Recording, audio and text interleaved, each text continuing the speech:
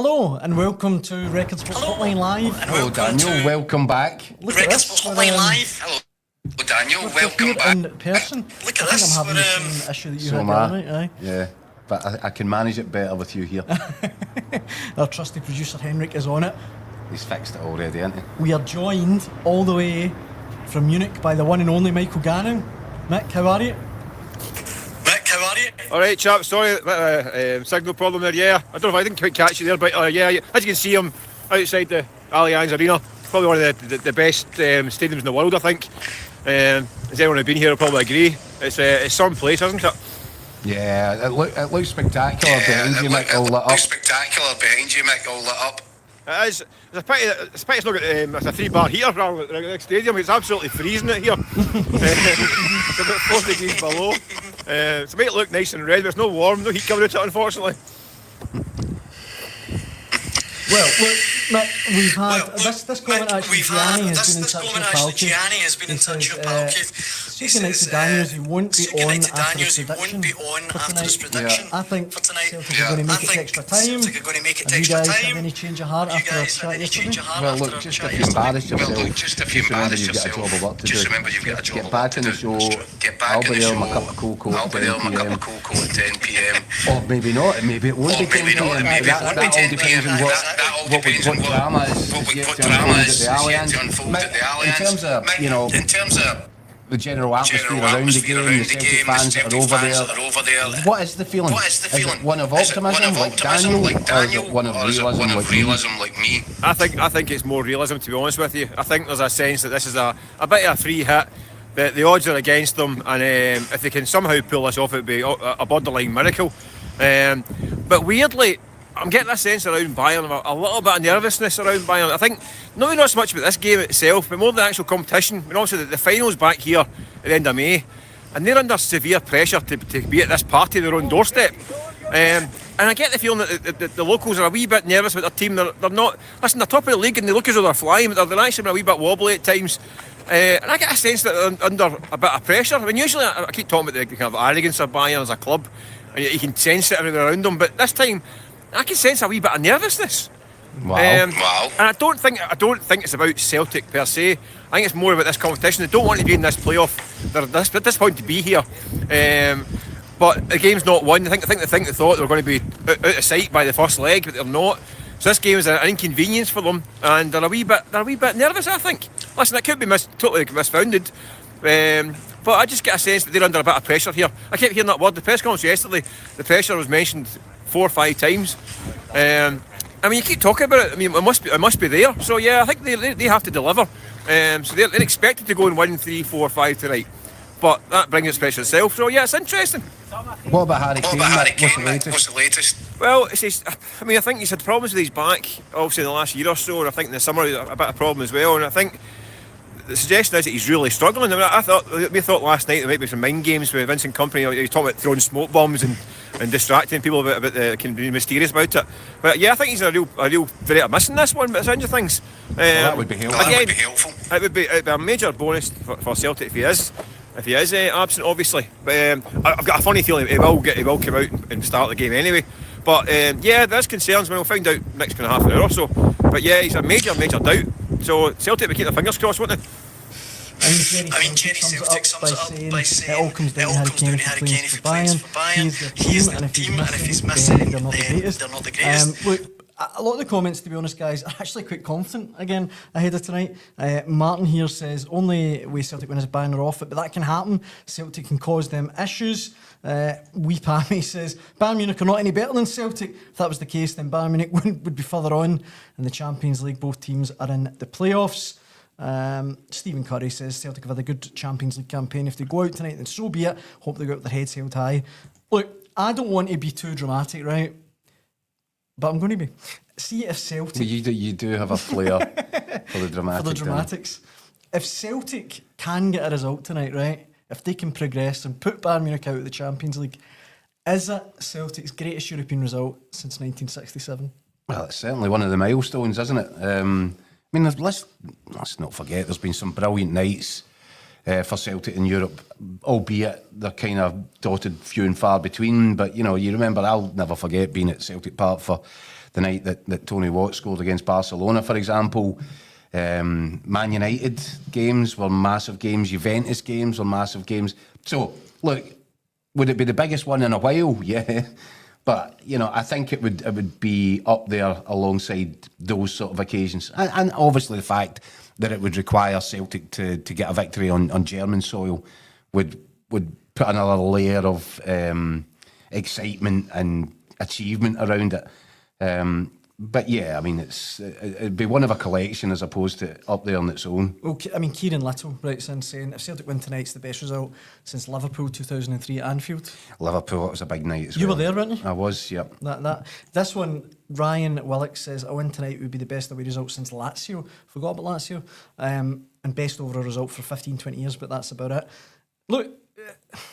So you've overstated it again. No, really. but I stand. But I mean, look, knocking this Bayern Munich team out of Europe. Is Mick away, by the way? And Mick, we've having a little bit of technical problems with Mick. He seems to have dropped off. Hopefully, he can join back in a minute. His iPhone's frozen over. Aye, exactly. But look, Lazio away was brilliant, but it was in the Europa League, and Lazio are no Bayern Munich. I would put that forward. Knocking Barcelona out of Europe in 2004 was a great achievement, but again, it was the UEFA Cup. The fact Barca were in the UEFA Cup. Well, what are we getting a history lesson here? No, I'm saying... Can we not just look forward to the night?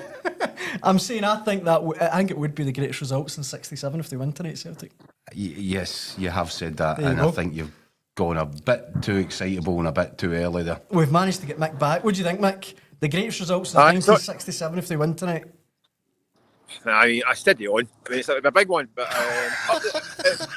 it'd be up there. It'd be up there with one of the greatest ever results. That's no doubt about that. But just shows you how cold it is. My phone's shut down because it's so cold, guys. That's why my phone is right up on there. Because it's so cold out here. But yeah, it'd be absolutely. I think it's got a filter control on it, Mick. I think when Daniel said what Daniel said there, your phone just chucked it. I think so, yeah. It's got a ridiculous filter, isn't it? Listen, you can say as well. See when we're having to go to 11 tonight because Celtic have won in penalties. Well, we can have that debate all over again then, Daniel. Just silence the studio. Look, any other last minute questions for Matt? I guess we've talked about the team. Do you anticipate any last minute changes for Celtic? Mitch Slup coming in, or is it going to be Maeda through the middle, or Ida? What's your thoughts? There's his thoughts. But having a wee bit of technical difficulty. He doesn't have any. As you can see. Right, look, I think we'll let Mick get inside and get a heat. We will. Mick, if you can still hear us, thanks so much for joining us. Either Mick's phone's broken or frozen or his brain's frozen Well, over. I'm not quite sure I've of what. broken it for him. Satellite delay to the brain. No, we hope it's a cracker for you, Mick, if you can hear us. On that question, we got to a European Cup final in 1970, so that's the argument out the window. Fair point. Forgot about that one. Yeah. There's quite a few kind of arguments against, to be fair. Aye. Well, look. But listen, I don't know why we need to always quantify and say what was better, this or that. Let's get it right. If Celtic could somehow put on a performance over there tonight against Bayern Munich in their own patch and knock them out of this competition, especially this is a Munich side trying to get to the final in their own stadium,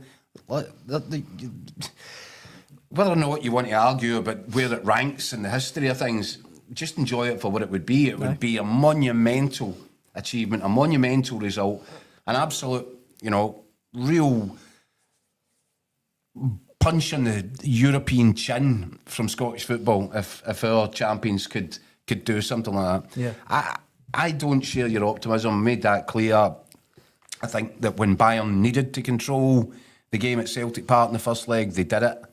And I think that they were guilty of taking the foot off a little bit in the second half after they'd gone 2-0 up. I just think they got a little bit complacent in that game. Complacency, for me, crept in, coupled with the fact that they were looking forward to a real important Bundesliga match against Leverkusen at the weekend. I don't think they're going to make the same mistake again, but I hope I'm wrong. If they turn up, if they're complacent, if they think that this Celtic side can't hurt them, can't get at them, they'll be wrong. Because we've talked about the attacking threat that Celtic have got, but it's going to require Celtic to get on the ball. And Brendan Rodgers already said they're preparing themselves for a long night without the ball. Yeah. but it's what they do when they get it. How quick can they break on Bayern Munich? You know, what does the front three look like? And there's certainly the ability levels and the pace levels to give the Bayern defence some bother. And that's all you can hope for. And if Celtic could get up the pitch and get a goal and make it nervous, because I'm telling you now, this crowd hasn't turning up at the Allianz tonight on the edge of the seat. They're turning up thinking this is a bit of a procession. It's only Celtic. They're only from Scotland. How many? They're not getting. They're not charged for this emotionally. They'll be there to spectate it, to watch it. But if Celtic can turn that, if Celtic can, if there's a complacency in the stands, a complacency in the pitch, and Celtic can do something, well, it's just like you've seen 1,000 times. If a side in our domestic setup goes to Celtic Park and get ahead in the game, all of a sudden you hear the grumbles and the atmosphere's not quite right, and Celtic have to try and do something like that. They have to sort of, instead of being Goliath, they need to be David tonight. Craigie, I think, sums it up. Look, he says that I think if Celtic turn in a show, they could get extra time, if not 4-0 Bayern. Look, and as well, I'll be counter all of the optimism that I've came with the fact that, look, I know I'm not completely stupid. I do accept that it could easily be 4-5, 6-0 to Bayern if they really turn it on. But I've just got a feeling tonight. I think the margins were slim last week. I said this last night. What you're asking everybody to believe out there is that stars are somehow mystically about to align. Well, I'm all for that, by the way. Good on you. Aye, well, listen, you never know. If Queen's Park came on at Ibrox, Yeah. there you go. Look, That's an interesting theory to put out there. So it's quite an interesting comparison. Yeah, because you're basically comparing Bayern Munich to Rangers and Celtic to Queen's Park. So that's good luck with that one. That'll work well with the comments. Might need to rethink that. Aye. Look, we talked about the team last night, didn't we? But just a quick recap on that. The team is almost out, obviously, but you think it'll be Ida through the middle to start with? And Jota. I don't know. I keep changing my mind on and it. also the as well. I know. If I was picking it, I would probably go with Jota, Maeda through the middle, and Nicholas Kuhn on the right. But I was impressed by Michael's argument the other night as to why it should be Ida, why you would want to keep Maeda in a wider role to try and pin Bayern back a little bit from full back positions. It probably makes more sense. It's probably what Brendan Rodgers will do. But look, do you know what? If you look at the quality of the four players we're talking about here, and people will kind of shrug their shoulders a little bit at Adam Ida and forget all about the fact when he went to Aston Villa he scored twice. So when you actually look at the quality of the individual four players, mix and match any 3 from 4 and Celtic will carry a threat. Yeah. It's just about how Brendan Rodgers wants to fine-tune it. And I think Mick's argument carried a bit of weight that it might make more sense to start with Maeda wide, to then put him through a central position after ask Big Ida to empty his tank for an hour. And then if the game's in the balance, then you throw the kitchen sink at it. Then you throw on Jota, you might throw on Schlupp, and just say, look, just have a charge at this, just have a real crack at this for 15, 20 minutes and see where it takes you. William says it has to be Kuhn, Ida and Maeda to start. I for what it's worth, I agree with you. I think Maeda through the middle, Jota left. That's us agreeing with Mick, which is never a good place to be in. Never a good place, I know. Look, see, to go back to one of the points earlier on, I think it was Stephen who made the point. He says, look, Celtic have had a good campaign, as long as they didn't go out with their heads held high. If Celtic are to go out tonight, how would you rank their campaign? I mean, has it been an impressive campaign? Of course it's been an impressive campaign. It's definitely been a campaign, I would argue. Of progress. Of progression. Yeah, 100%. Yeah. Look, when this campaign started, Brendan Rodgers made his objective clear. He wanted to try and find a way into exactly this position that he's in right now.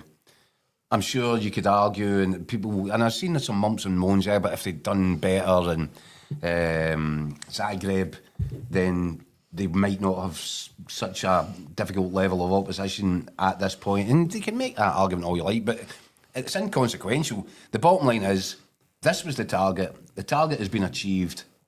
And anything that Celtic might go on to grab, having hit this mark, well, that'd just be, clover.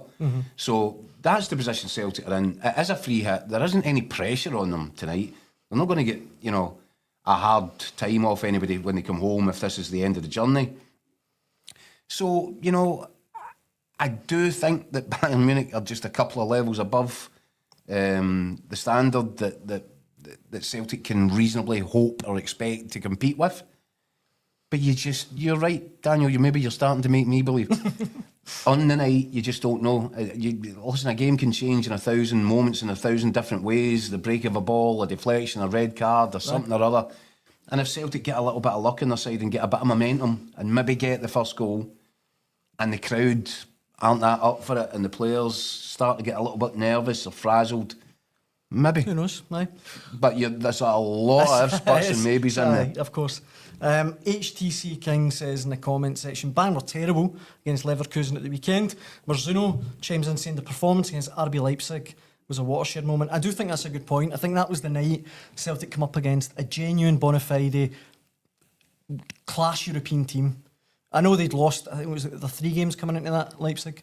No, because they drew away at Atlanta, and that was for me the most impressive performance. Shot. That's a good shot. Given that it came on the back of the Dortmund debacle.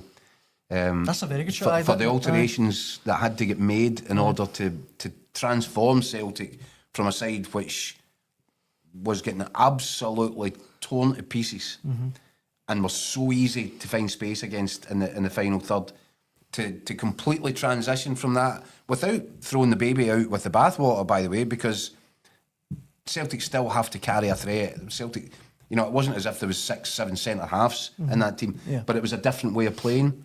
It was a different strategy. Kyle goes on the bench, wasn't he? It was Ida started that one. But it was the way the players were positioned, it was the way they moved and the positions that they took up without the ball that tightened up areas of the pitch which were so exposed against Dortmund.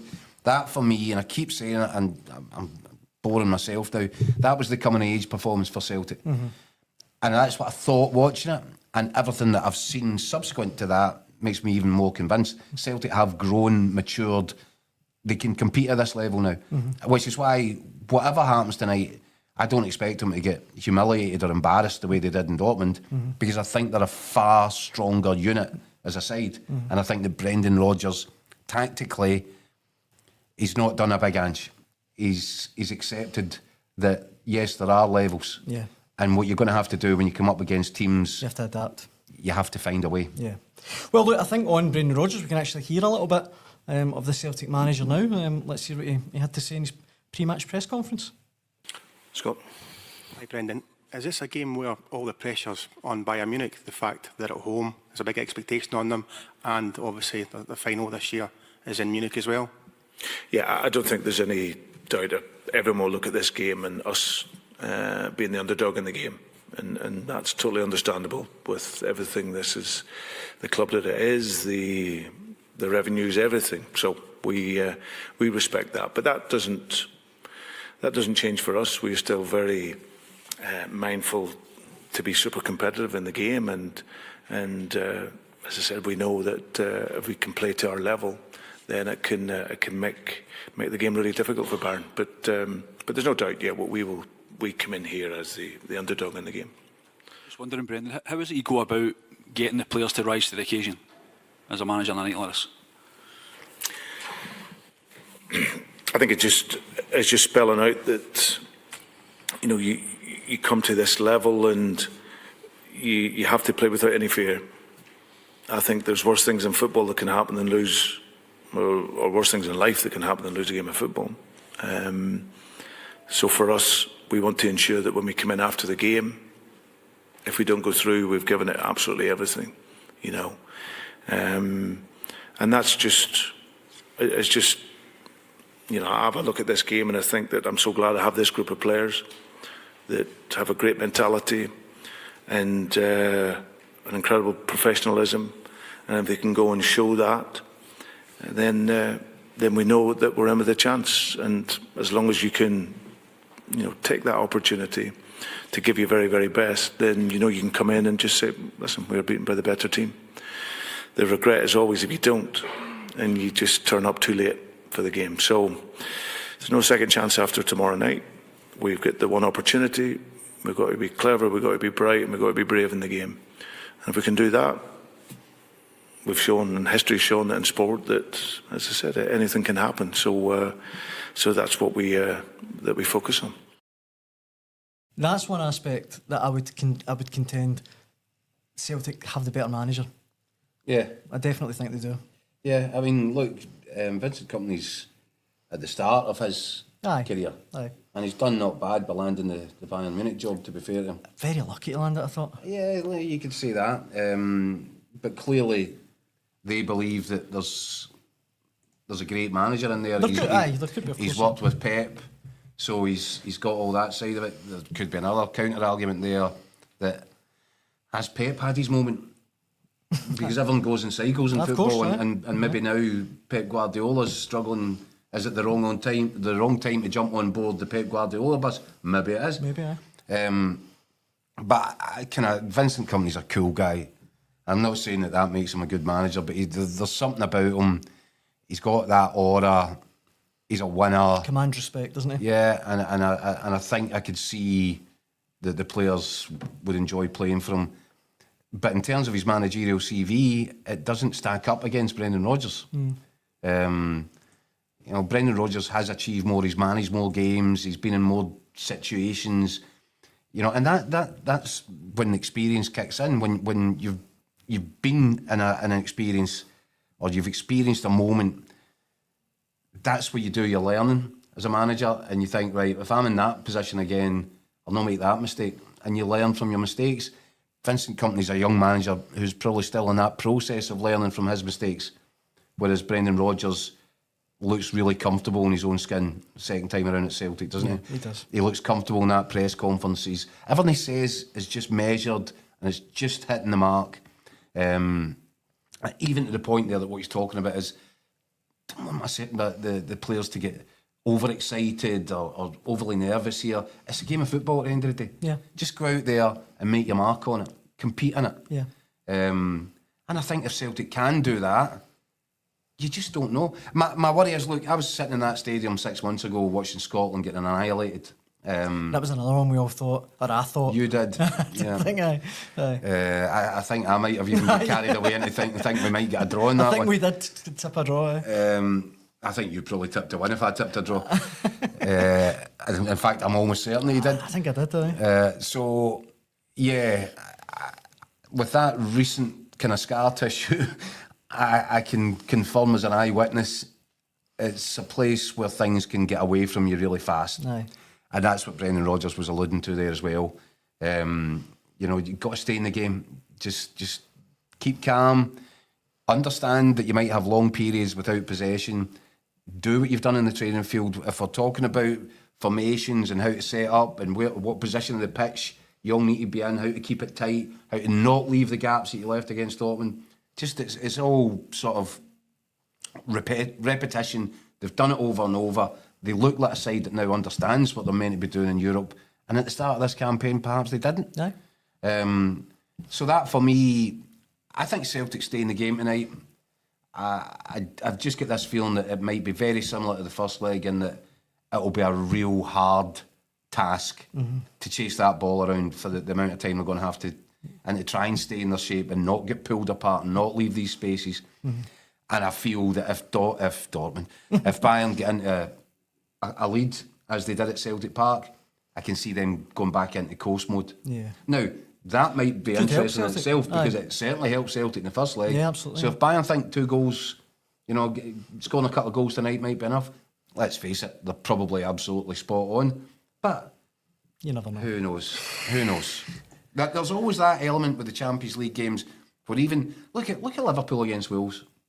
Liverpool are not got to say home and hosed in the English Premier League race, right? But they're in a right commanding position. They're getting there. And then even in those situations, when it's expected, when you think you've got your win, all of a sudden this team that you thought you'd put to bed starts rallying against you, causing you problems. Liverpool were lucky to get over the finishing line with 3 points at the weekend. Yeah. And, that's when complacency does start to creep in, maybe nerves. And maybe there is a nervousness about, as Mick said, about Bayern, because it means so much to them. Yeah. They don't want, they're Bayern Munich, they're FC Hollywood. The last thing that they want is to watch Real Madrid and whoever else in their own stadium playing a final at a party in their house. Aye. That's not really acceptable. It won't be acceptable to the Bayern Munich fans. I'm sure as hell it won't be acceptable to the players. And maybe that adds another layer of pressure to the occasion tonight. Let's hope so. Celtic are going to need every single little factor going on their side that they can possibly get. Our old pal again, Gianni, in reference to Vincent Kompany, says it's similar to Keith going from T-boy to top journalist, so fair play. Thanks for that, Gianni. And a couple of other ones on the team. I mean, doesn't even make the best pizza in Newton Mearns, this guy, and he's having a go at me. Take that, Gianni. We need to start Schlupp. That's not going to happen, is it? A few people saying that. I can understand. Aye, where they're coming from. I can understand why people, but again, I think that falls into the category of anybody but Greg Taylor. And I think that's really unfair. No, I agree. I think that Greg Taylor has played such an important role in tightening Celtic up and you know, really cleverly playing that inverted role, putting an extra man in next to Callum McGregor, adding protection. I just think, in fact, I'd go as far as to say that Brendan Rodgers, when he's looking through his selections tonight, Greg Taylor will be one of the ones that is not in doubt. That'll be one of the ones has to play. The other one that Brown Warrior says, I think Yang did enough in the home game to suggest he might. Yang did quite well off the bench, but I don't think he's done enough to keep any of the other four out of. I'd be stunned if he started tonight. No. I think he did well. He did himself. In fact, I think I said to you after that game, I thought he made more of an impact on the match than Jota did. And I think you were probably right. I think he did. But I don't think that means he suddenly leapfrogs over Jota when it comes to start, whether it's a start or whether it's first on from the bench. Aye. I think, again, I come back to it, Mick's probably right. Difficult to second guess these things, but it probably will be Adam Eder through the middle, Maida left, Kuhn right, with the change then to be made an hour in. Yeah. Assuming that, you know, there's something there still to play for. I guess time will tell. The only other thing, Keith, that we really need to talk about today, just quick mention, is Motherwell's new manager. Yeah. Michael Wimmer. Mm-hmm. Is it Wimmer or Wimmer? Wimmer. He's been talking today. German pronunciation. He's been talking today. He seems like a very confident chap. Let's hear what he had to say. I think it's important now to get my playing style, my ideas into the club, and also to find the balance, because it's the end before the table is real split. So it's also very important that we are successful, that we get points. And so, yeah, I want to achieve and want to reach the top sixes. The last manager, Stuart Kettlewell, quit his role due to fan abuse. He said that took its toll on him, took its toll on his family. Is that something that you considered at all when you were offered this job?